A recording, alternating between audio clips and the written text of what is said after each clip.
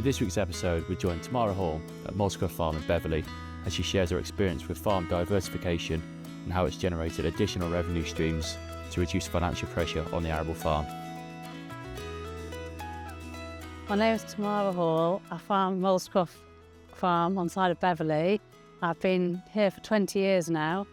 When I first came to the farm, I wasn't from farming. I had my own tailoring business, did engineering at university, so I was very much thrown in the deep end. Did my basis when I first joined, so I started with the agronomy and the bookkeeping really.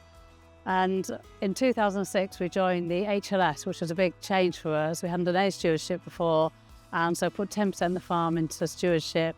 All the poor areas, the wet corners went in stewardship. Started doing school visits from that, so we did up to 50 school visits a year. And then more recently we've gone into the regen farming side of things, and a lot of diversifications, probably due to having the public on the farm from school visits.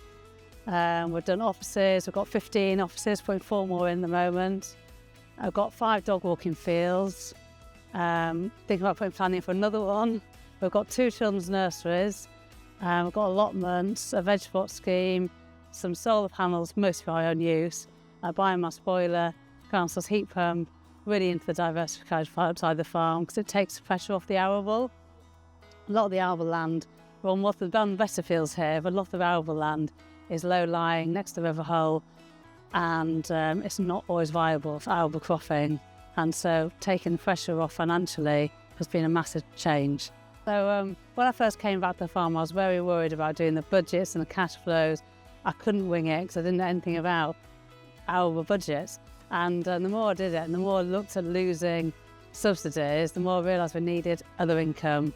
And it was probably insecurity in the farm income that drove me to do more diversifications. But that was really good in that now most of our income does come from diversifications.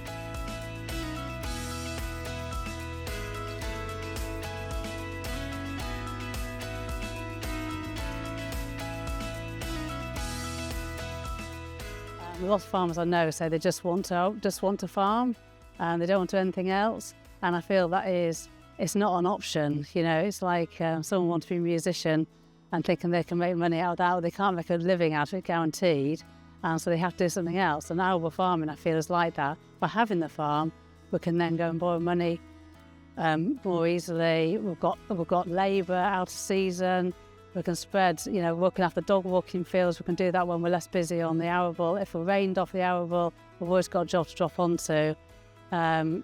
And so that has been also taken the stress out of arable farming a bit, because then we've got something else to worry about. We're not spending a whole time watching the weather forecast.